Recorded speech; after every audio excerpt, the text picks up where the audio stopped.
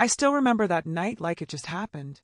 The clock had just hit midnight, and my office was quiet except for the faint hum of the air conditioner and the glow from my laptop screen. I had been working for nearly 16 hours straight, preparing numbers, reports, and slides for what was supposed to be the most important call of my career. 5 top CEOs from across the world were about to join in. Billion-dollar figures were on the table, 30 years of business relationships, trust, and sweat about to come full circle.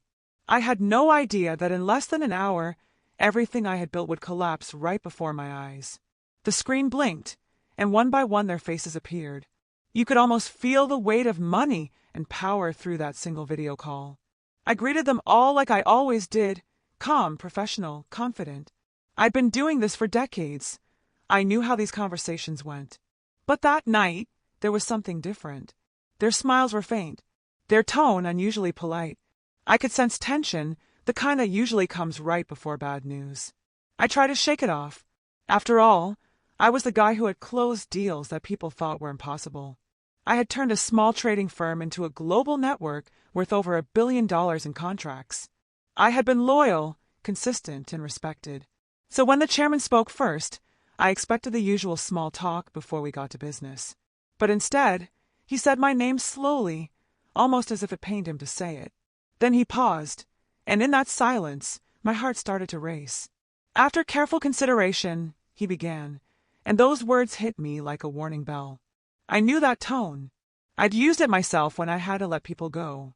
I stared at the screen, trying to read their faces, trying to understand what was happening. Then he continued, "The board has decided to move in a different direction. Effective immediately, your services will no longer be required." For a few seconds, I didn't breathe. My mind went blank. I could still hear his voice, but it felt far away, like a bad dream that refused to end. I thought maybe it was a misunderstanding. Maybe they meant restructuring, maybe a temporary change. But then, the CFO spoke up and confirmed it. They had already locked me out of the company accounts. My email access gone. My name removed from the leadership board. 30 years of my life erased with a few cold sentences. The call continued, but I couldn't hear most of it. Their words blurred together, phrases like legal procedure, smooth transition, and appreciate your service. I wanted to ask why. What had I done wrong? Was it something I missed? A deal that went sideways?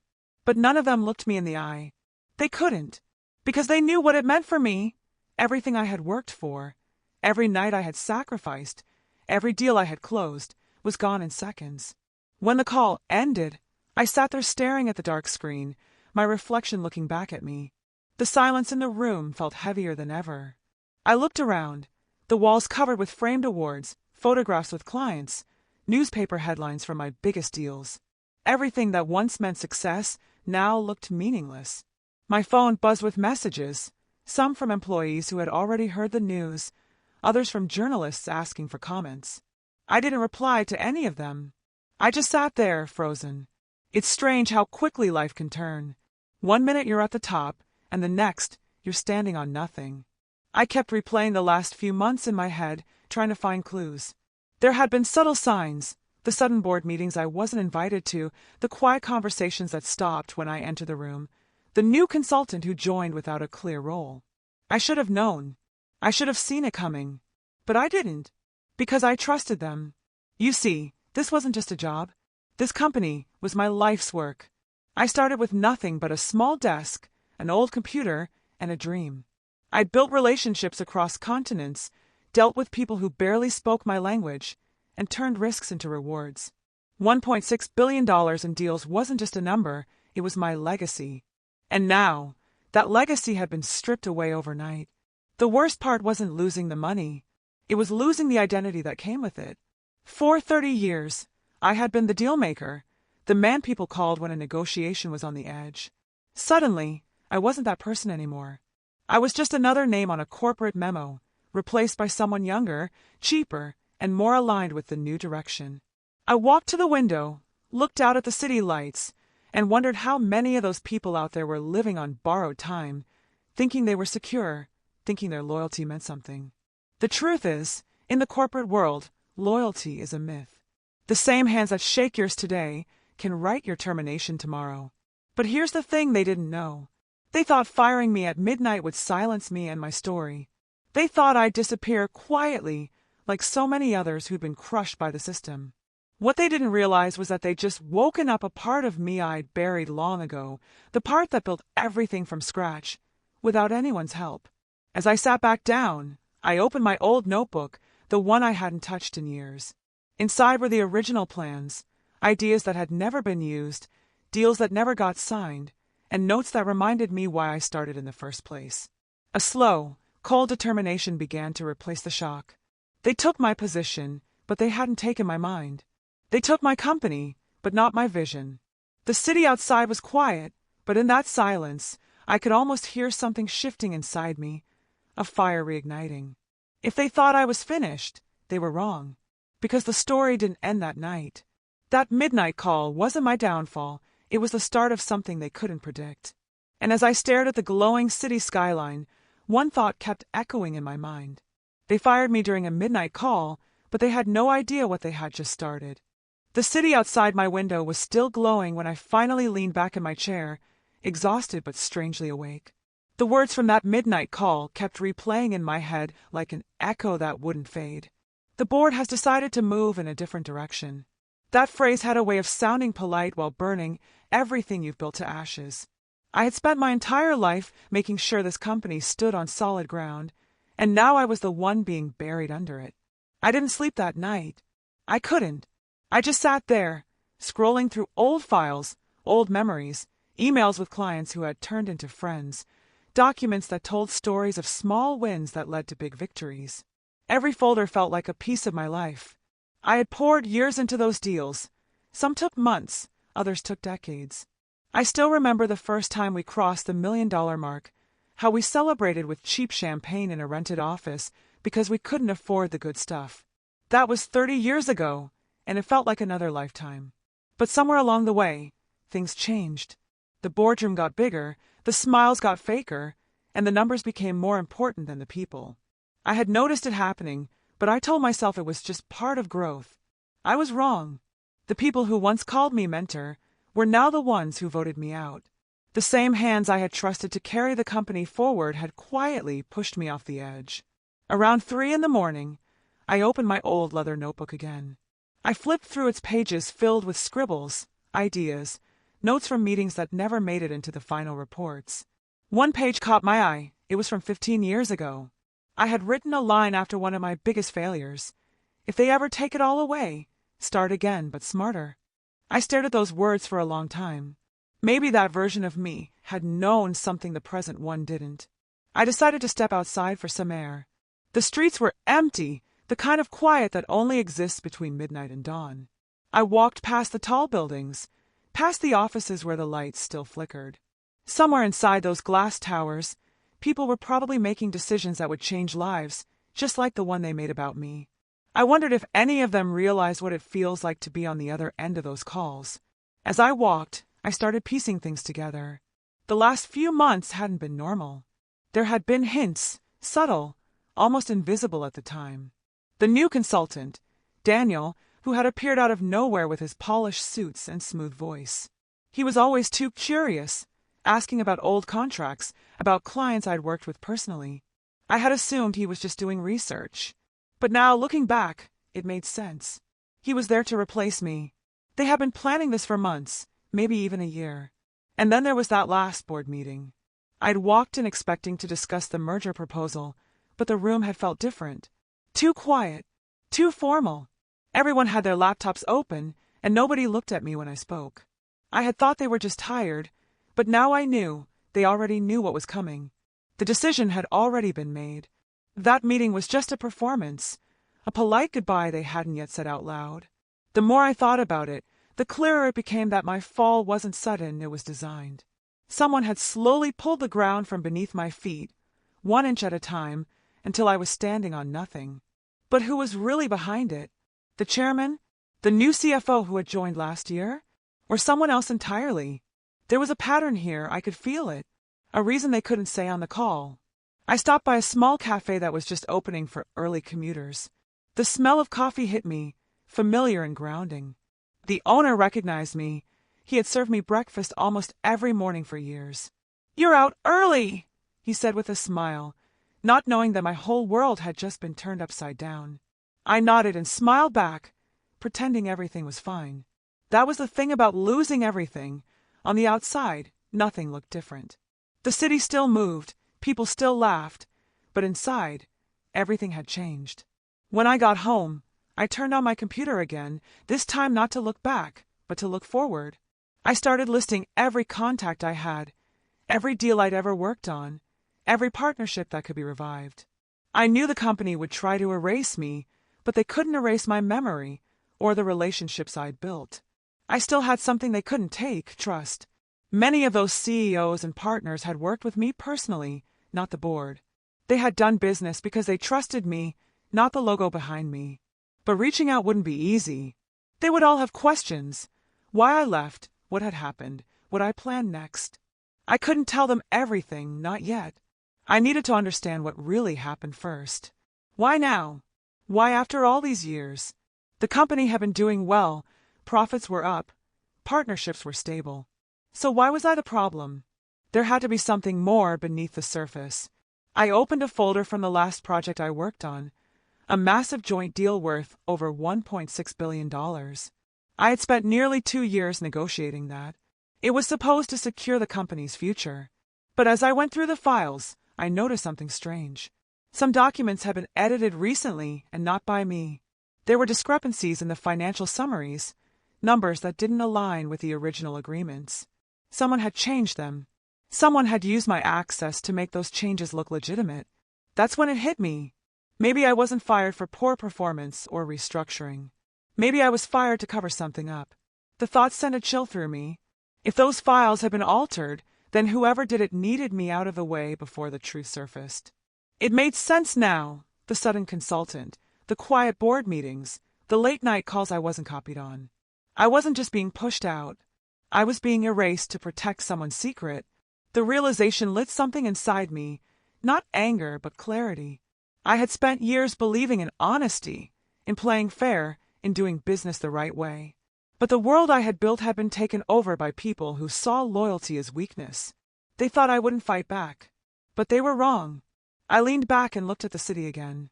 The skyline was turning pale with the first light of dawn. Somewhere in those buildings were the people who had betrayed me, still thinking they had won. But they didn't know that I still had access to old files, old contacts, and something far more powerful, the truth. I closed my notebook and whispered to myself, "You wanted me out of the game. Fine, but I'm not done playing." And just like that, the night that had started with loss ended with purpose. I didn't know where this path would lead, or what I would uncover, but one thing was clear: I wasn't walking away quietly. The story that began with a midnight firing was far from over. Because behind the polite smiles, the official statements, and the billion-dollar figures, something was hidden.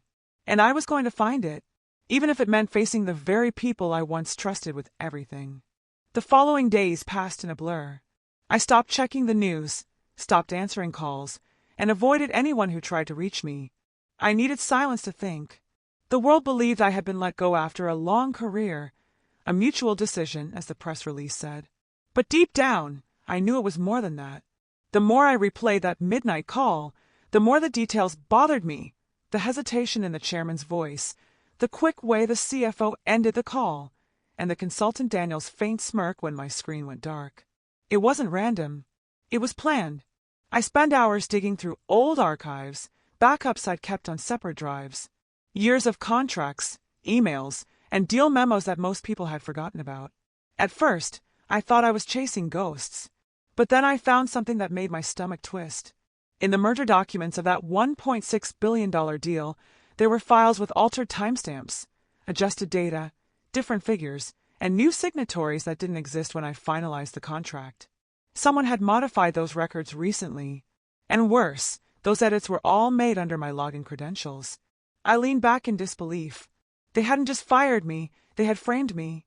It all made sense now. They needed me out before the audit. They couldn't afford questions about the missing amounts. If the truth came out, it would destroy not only the company's image, but also the reputation of the 5 CEOs who had been on that midnight call. The same people who had smiled at me through the screen had decided it was easier to erase me than to admit their own mistakes. I didn't know who exactly was behind it, but I knew where to start.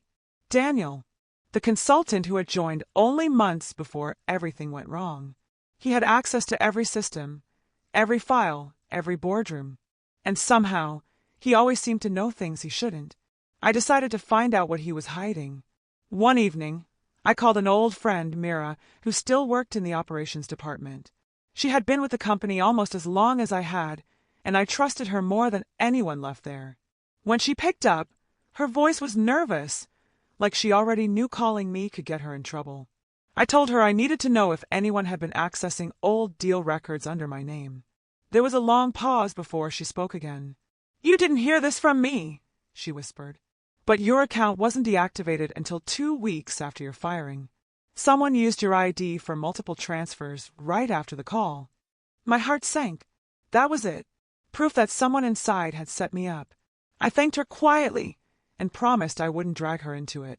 After the call ended, I stared at the city lights outside, the same ones that had always inspired me to keep going. But this time, they looked different, colder, like they were watching instead of shining. I needed to understand why they'd risk something this big. So I started reaching out to people from the old deals, one at a time. Some didn't pick up, others gave vague answers, but a few were willing to talk. One of them, an investor from Singapore I'd known for years, mentioned that he'd been contacted recently by the same consultant, Daniel, about restructuring agreements.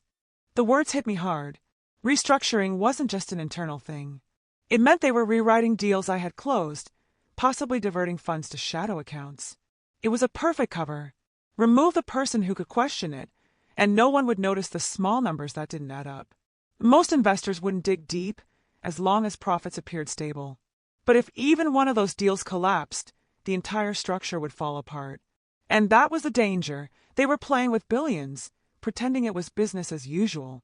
As I pieced the puzzle together, memories from my past kept flashing in my mind. The long nights negotiating contracts, the promises I made to partners that their money was safe, the handshake deals that were based on trust, not papers. Those people believed in me, not the brand. If they ever learned that the company was falsifying records, it wouldn't just be the board that suffered, it would be every worker, every family tied to it. That realization created a new kind of fear. I wasn't just trying to clear my name anymore. I was trying to stop something much bigger from collapsing. But I couldn't do it alone. I thought about the people who still believed in me, the few who had stayed silent but loyal. There was one person who came to mind, Rafiq, the company's former IT head. He had retired a few years ago, but he knew the system inside out. If anyone could track digital footprints, it was him. I found his number, hesitated, and finally called. When he answered, his voice was calm but curious. "I heard what happened," he said softly. "Didn't seem right to me." I told him everything. The midnight call, the altered files, the consultant, the suspicious logins. He didn't interrupt, just listened. When I finished, he said, "Send me the timestamps. If your account was used after termination, I'll find out who was behind it. They can hide a name, but not a trace." For the first time in days, I felt a spark of hope. I sent him the data that night. While I waited for his response, I went through my notebook again, jotting down everything I remembered from the final weeks, conversations, faces, even small details like how Daniel avoided eye contact when financial reports were discussed. Every piece of information mattered now. A few nights later, Rafi called back. "You were right," he said quietly. "Your credentials were cloned. The access came from a secondary admin panel, something only executives and consultants could use. And guess who authorized that panel?" My heart raced. "Who?" "Daniel," he replied. "Under the chairman's signature. It was confirmation. The setup was internal and deliberate. But the real question was why? What were they hiding so desperately that they'd risk framing me to bury it? Rafiq's voice turned serious. "Whatever this is, you're stepping into something deep. Be careful. If they're manipulating billion-dollar deals, they won't stop at just firing people." I thanked him and hung up, his words echoing in my mind. Be careful. It wasn't just a warning. It was a reality I could feel closing in. Someone powerful didn't want the truth coming out. But if I walked away now, everything I'd built would stay tainted. My silence would mean their success, and I couldn't let that happen. That night, I sat by the window again, watching the city glow. The skyline had always been a reminder of ambition, of hard work paying off. But now it looked like a chessboard, each building a piece in a game I didn't know I was playing. I realized something important then. They might have taken my company, but they hadn't taken my story. And stories, when told truthfully, have power. So I decided to start documenting everything. Every call, every file, every detail. If they wanted to bury the truth, I'd make sure there was too much of it to hide. The next move was mine, but I had to play it carefully. One wrong step, and they'd shut every door before I even reached it. As the night grew quiet again, I could almost feel the tension in the air, like the city itself was holding its breath. Somewhere, those same CEOs were probably celebrating their victory, believing I was gone for good. But what they didn't realize was that the man they thought they erased was quietly preparing to return. And this time, I wasn't going to ask for my position back. I was going to expose every lie they'd built their empire on. But before I could do that, I had to find the missing piece, the reason they risked everything to silence me. Whatever it was buried deep inside that $1.6 billion deal. And I was about to dig it up, one truth at a time. Days turned into weeks, but the fire inside me didn't fade. Every morning, I woke up with the same thought, that somewhere behind those glass towers and polished smiles, the truth was still hidden, waiting to be found. My life had changed completely. I no longer had a title, an office, or a team, but I still had purpose. The more I uncovered, the more I realized this wasn't just about me losing my job. It was about a system built on secrets, greed, and betrayal. I started tracing the money trail behind the $1.6 billion deal. The files I had saved showed multiple offshore accounts linked to consulting subsidiaries. On paper, they looked legitimate, but their names didn't match any companies we had ever worked with. I dug deeper, and the numbers began to tell their own story. Money that was supposed to be invested in infrastructure had quietly vanished, redirected through layers of fake firms. Someone had siphoned millions before the deal was even signed. And every altered document had my digital signature attached. I couldn't shake the image of that night, the faces of the 5 CEOs, the flicker of hesitation, the way none of them looked me in the eye. It wasn't guilt that bothered them, it was fear. They knew what was hidden in those numbers, and they knew I might find it. That's why they cut me off before I could ask questions. But they had underestimated me. One evening, I met Mira again, this time in person.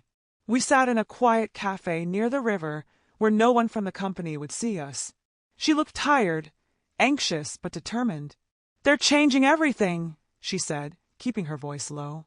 "Files, reports, even the company archives. It's like they're wiping out any trace of the old system." "Then we're running out of time," I said. "If they erase everything, we'll have nothing to prove it." She nodded.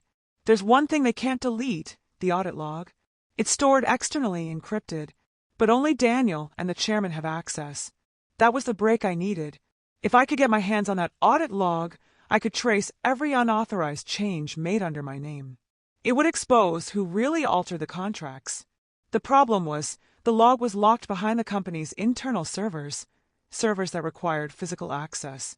It meant I had to go back, even if it was just for one night. I didn't tell anyone my plan. I couldn't risk it. I waited until the end of the week, when most of the office would be empty. Late at night, I walked into the building that had once been my second home.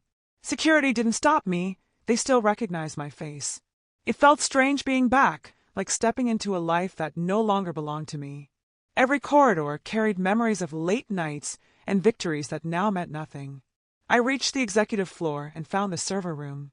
It was cold, silent, humming with power. I entered the temporary access code that Mira had managed to retrieve from a maintenance file. The door clicked open. Inside, rows of blinking lights lined the walls.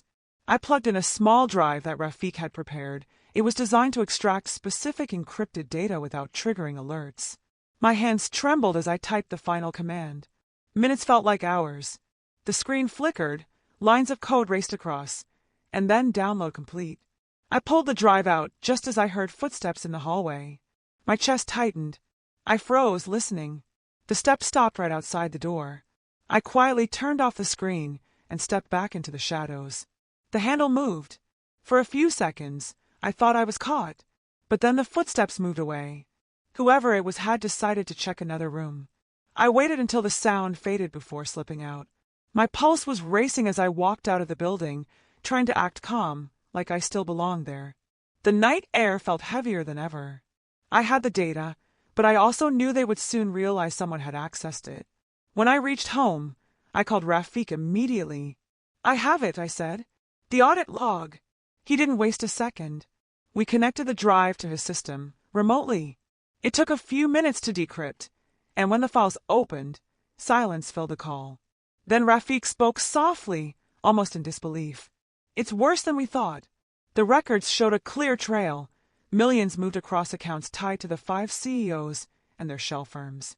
Every illegal transaction had been masked under legitimate deal codes, and each one was signed off with my ID. It was a perfect setup. If the deal ever came under investigation, all evidence would point straight to me." As I scrolled through the data, one detail stood out. Daniel's name appeared as an external verifier for multiple transfers. He wasn't just following orders. He was managing the entire operation. But what struck me most was a note attached to one of the files, marked with a timestamp just hours before my firing. It read, "Execute final call. Confirmation from board received." That midnight call. It wasn't a discussion. It was an execution. The realization hit me like a wave. They had all known. Every face on that screen had agreed to it. They weren't letting me go. They were burying me before the truth came out. I closed my eyes and tried to breathe, but anger burned too deep. 30 years of loyalty, erased with one decision. Rafik's voice broke the silence. "You need to be careful now. If they realize you've got this data, they'll come after you, not with threats, but with silence. They'll make sure no one believes you." He was right. Power like that didn't fight loud. It fought quietly, efficiently. They'd protect their image at any cost. I needed a plan, not revenge, but exposure. If I released everything too soon, they'd dismiss it as manipulation. I had to be strategic. The next morning, I reached out to a journalist I trusted, someone who had once covered our company's rise. I didn't tell her everything, just enough to get her attention. "There's a story you need to hear," I said, "but it's not ready yet." She agreed to meet in a few days. That gave me time to prepare, to connect the dots, to turn evidence into something undeniable. But the tension kept growing. Mira called one night, her voice shaking. "They know someone accessed the server. Security's been asking questions. Daniel looks nervous, but he's pretending to handle it." That confirmed it. They were already on alert. I told her to stay quiet and act normal. She was risking everything by helping me, and I couldn't let her get caught. The next day, I noticed a black car parked across the street from my building. It had been there the day before, too. Maybe it was nothing, or maybe it was exactly what I thought it was. I didn't go near the windows after that. I just kept working, compiling every piece of data into a secure report. The truth was dangerous now, but it was also my only weapon. Sleep became impossible. Every sound felt louder, every shadow sharper. I kept replaying the story from the beginning, how it all started with trust, how it ended with betrayal, and how one decision had turned my life into a silent war. The closer I got to the truth, the clearer it became that the real battle hadn't even begun yet. Then, late one night, Rafik called again. His tone was different this time, urgent. "I found something else," he said. "There's a hidden folder in the audit logs. It's encrypted differently. Looks like internal messages between the CEOs." I sat up straight. "Can you open it?" "Not yet," he said. "But if what I think is right, this could be the key to everything. The reason they fired you, the reason they changed the records, it's all in there." My pulse quickened. After all these weeks of searching, this was it, the final piece before everything would come to light. But as he worked on decrypting it, a thought crossed my mind. If this file revealed what I suspected, it could shake everything. Not just the company, but every connection tied to it. The stakes were higher than I had ever imagined. And as the progress bar slowly moved on Rafik's screen, I realized that whatever was hidden inside that folder was powerful enough to destroy not only careers, but entire empires. The line crackled for a moment, and then his voice came through again, quiet and tense. "It's opening." I held my breath. The screen flickered, and then the file loaded. But what I saw next wasn't what I expected. It was something far worse. The file opened slowly, the words and figures blurring together at first, like my eyes didn't want to believe what they were seeing. Rafik went silent on the other end of the call. For a long moment, neither of us spoke. The hidden folder wasn't just a series of messages, it was a chain of private communications between the 5 CEOs and the chairman, written over the course of 6 months. Every message had my name in it, but not in the way I expected. They hadn't just used me as a scapegoat. They had planned to sell the company entirely, piece by piece, to foreign investors, hiding it behind merger extensions and project expansions. The $1.6 billion deal was only the start. The messages made it clear they were planning a quiet takeover. And my removal was the final step before it all went public. But that wasn't the part that made my hands tremble. It was the last few messages in the thread. One of them was written 2 days before my termination. It read, "He's getting suspicious. Lock him out before he reaches Section 7. If he finds it, everything collapses." Section 7. I had never heard that phrase before. It wasn't part of any financial report or operational file I knew of.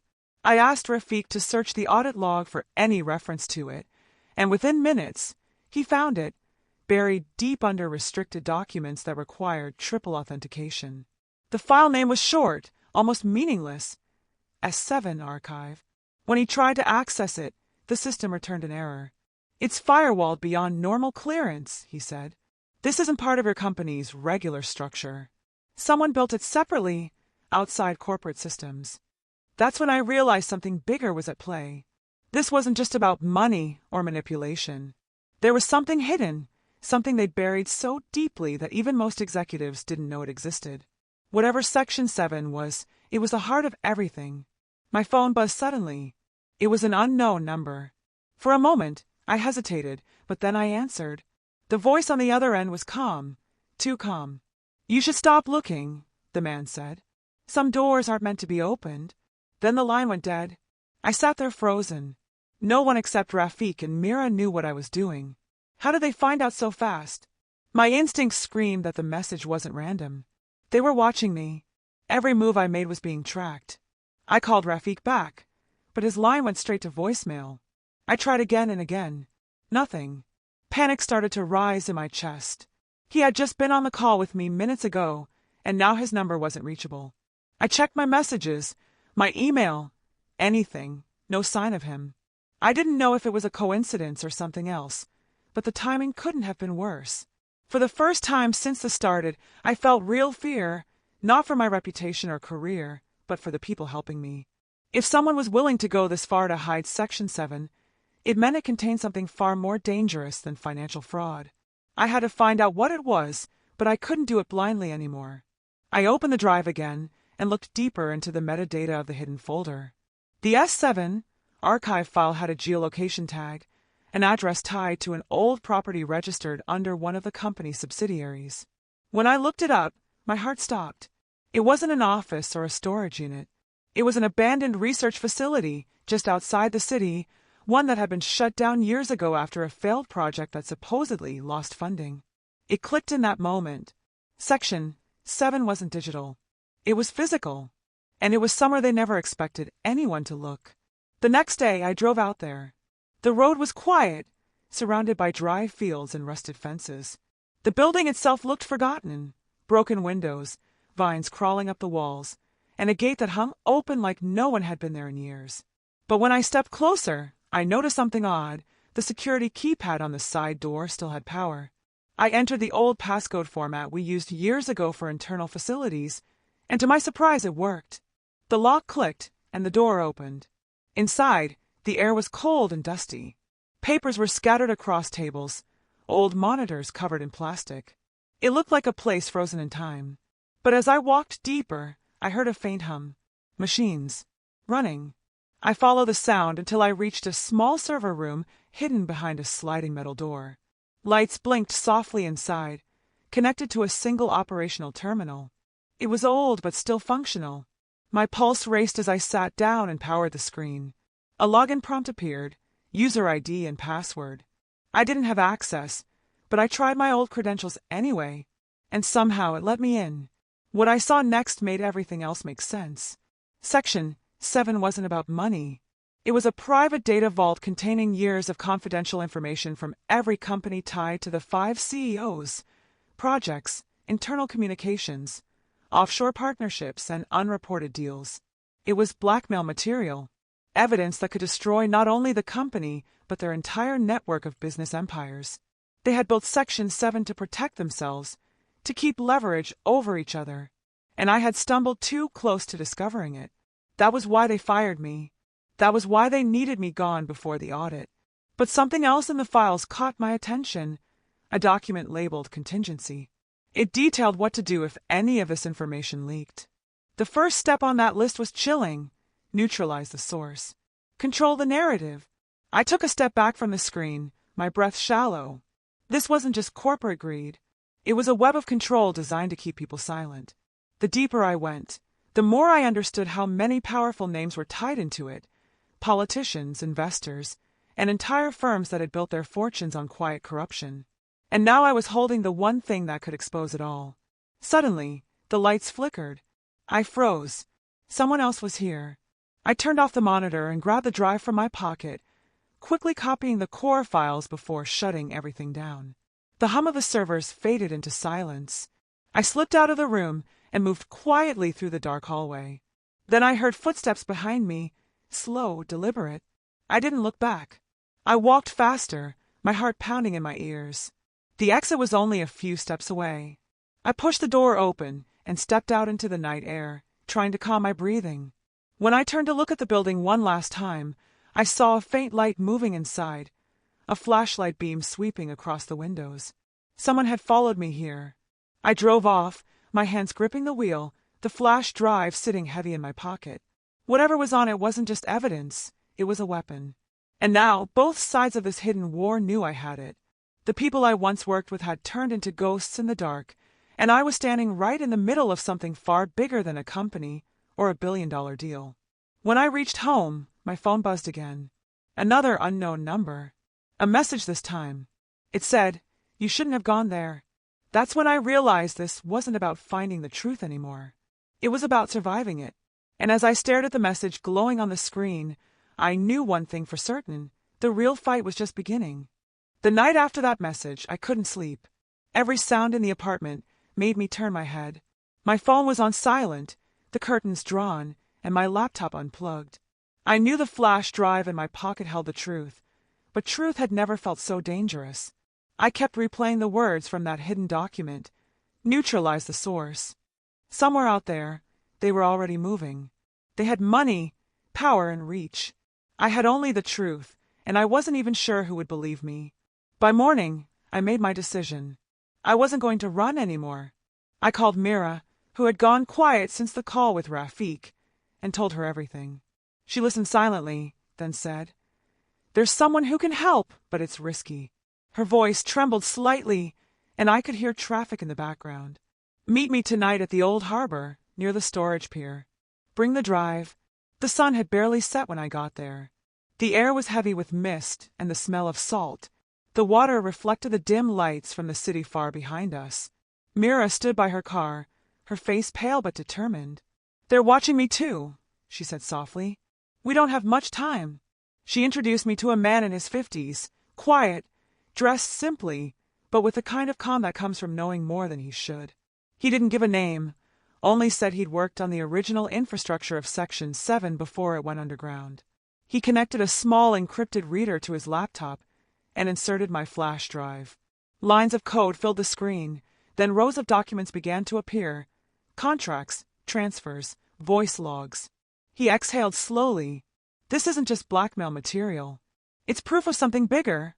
Offshore fund loops, government approvals, even fake charity funnels. You could destroy them with this." Before I could respond, Myra's phone buzzed. Her eyes widened as she read the message. "They know we're here." We barely had seconds to react. A dark SUV turned into the pier road, its headlights cutting through the mist. The man yanked the flash drive out, slipped it into my jacket pocket, and whispered, "Go." He turned back toward the laptop, typing furiously. Mira grabbed my arm, and we ran between the containers. My breath came out in sharp bursts, the sound of tires screeching behind us. We ducked behind a stack of metal crates as footsteps echoed nearby. Myra's hand shook as she held mine, whispering, "They'll never let us leave if they find us." I looked around, trying to think. The only way out was the small gate on the far side of the pier. But to reach it, we'd have to cross open ground. The footsteps got closer, and then I heard a familiar voice. It was the chairman. His calm tone carried through the fog. "You had a good run," he said. "But you should have learned by now. Some truths aren't yours to share." Mira looked at me, her eyes full of fear. I nodded toward the far end, signaling her to move. Just as we made a dash for it, a shot rang out, not at us, but toward the pier's power box. The lights went out completely, plunging everything into darkness. In the chaos, I felt a hand shove me forward. It was the man from before. "Go! Get it out there!" he shouted. I stumbled, almost falling, but managed to reach the gate. Mira and I ran until we reached the road where my car was parked.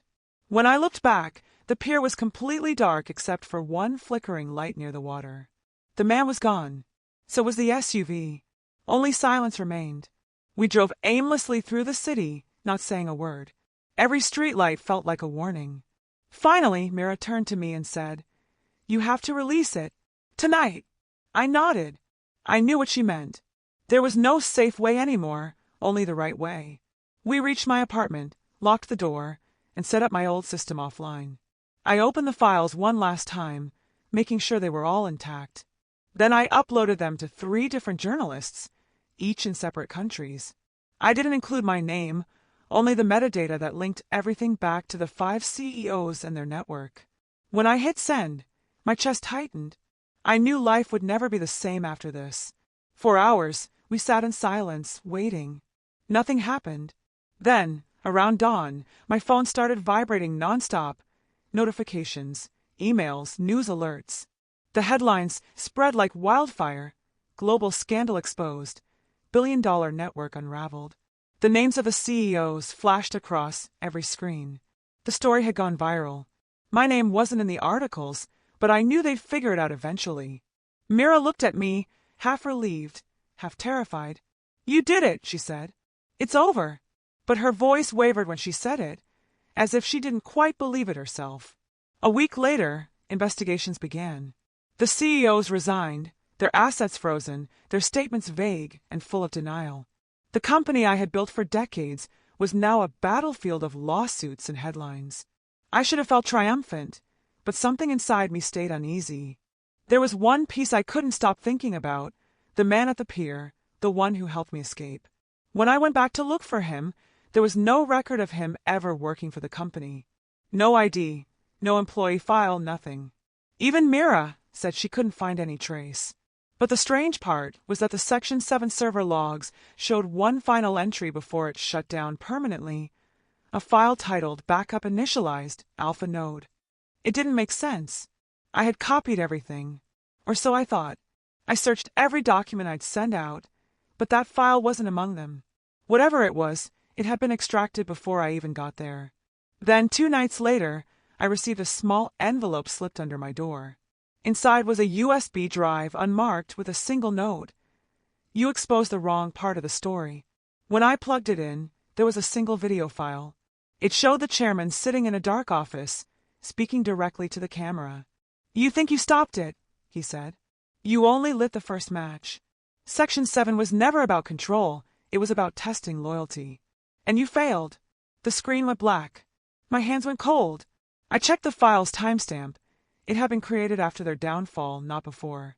Which meant someone still had access. Someone still had the real system. The next morning, news broke that a new board had taken over the collapsed company, claiming to rebuild it transparently. But I recognized 2 of the new faces immediately. They were the same consultants mentioned in the Section 7 correspondence, only now under different names. The structure had changed, but the foundation remained the same. Mira called me soon after, her voice low. "They're rebuilding everything under a new entity." Section 8. I stared out the window, the city lights flickering in the distance. After everything I'd lost, 30 years, billions in deals, trust, friendships, it all came back to the same truth. Power never really disappears. It just changes its name. And as I set the flash drive down on the table, I realized the real story wasn't about how they fired me or destroyed my career. It was about how some empires never fall, they only evolve. The war wasn't over. It had just begun again, under a new name, and this time, I wasn't sure I wanted to know how deep it went. But one thing was certain, I would never stop watching. The morning after I learned about Section 8, the city felt quieter than usual. Maybe it was me who'd changed, or maybe the silence had always been there, hidden beneath the noise of deals and deadlines. For the first time in 30 years, I didn't have a meeting to rush to, no calls from assistants or messages filled with numbers. My phone lay silent, and for once, that silence felt heavy but freeing. I sat by the window with a cup of coffee, watching the sunlight creep across the table. Everything I'd built was gone. My company, my reputation, my status. Yet, for the first time, I didn't feel angry. What I had uncovered was bigger than any single person. The $1.6 billion wasn't just money, it was a mirror reflecting the greed, the manipulation, the illusion of control that had defined my entire career. Over the next few weeks, the world moved on faster than I expected. The headlines faded, replaced by new scandals, new faces, new distractions. People who once called me a mentor now avoided me like a shadow. I couldn't blame them. I had seen how quickly loyalty changed hands in this world. But quietly, beneath all the noise, something had started to shift. Small firms began demanding more transparency. Journalists dug deeper. A few brave voices from inside those corporations began speaking up. Maybe the system wasn't collapsing, but cracks had begun to form. Mira stayed in touch. She had taken a small position at a startup focused on ethical business consulting, something she said was inspired by everything that had happened. We met once in a small cafe by the harbor, the same place where it had all nearly ended. She smiled faintly when she saw me. "You know, the funny part is," she said, "you lost everything, but somehow you changed everything too." I laughed quietly. Change is a big word. Maybe I just pulled back the curtain. She sipped her tea and looked out at the water. Sometimes that's all it takes. We sat there for a while, not talking about the past, not about the billion-dollar deals or the people who tried to bury us. Just silence, comfortable for once. Before she left, she placed something on the table, a new business card. On it was just one word, rebuild.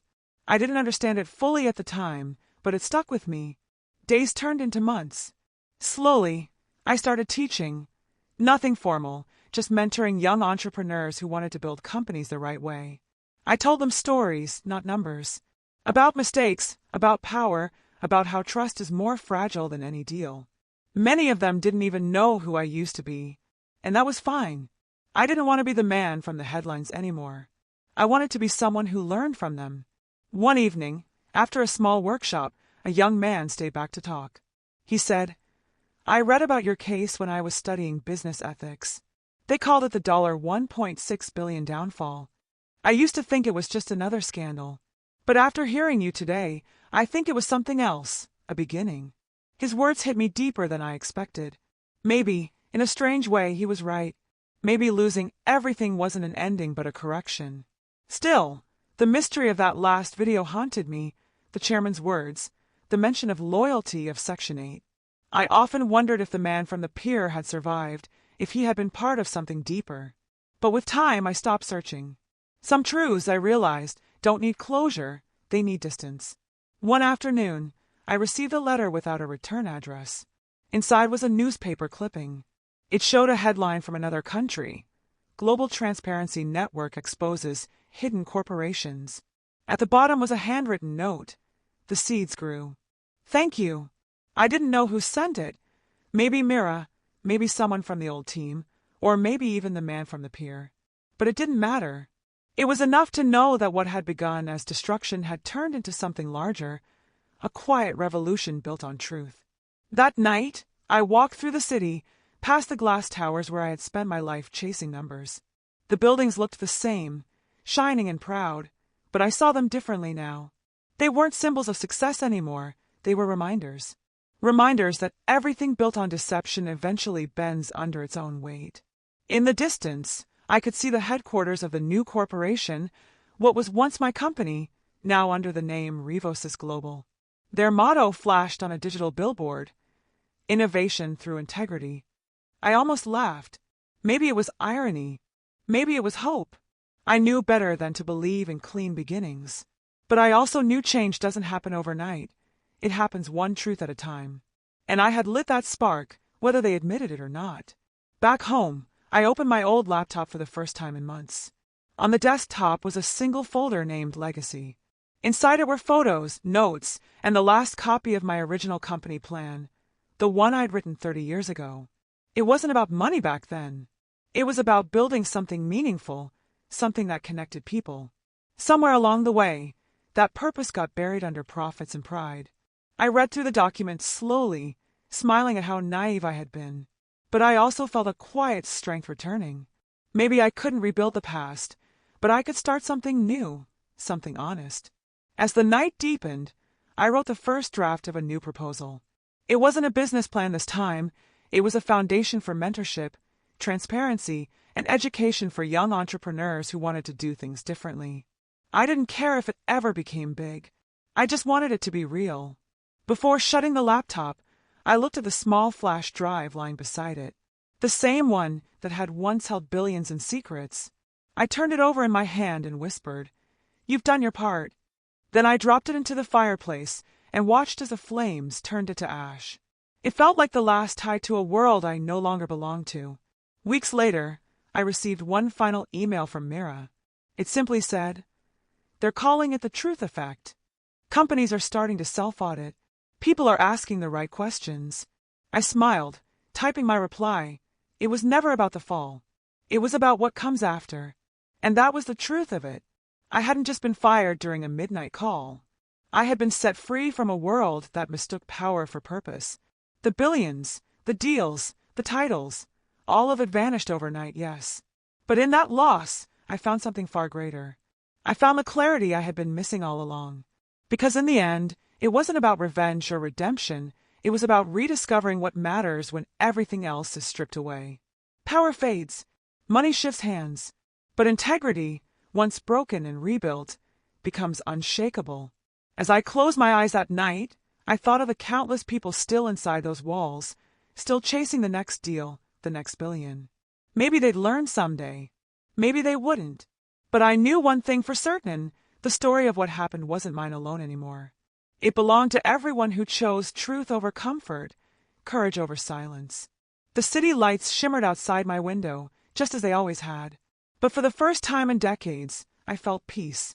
Everything I had lost had led me exactly here, to a quieter life, an honest one. And somewhere in the distance, beyond the glass towers and headlines, I knew the world had already started to change. One truth at a time,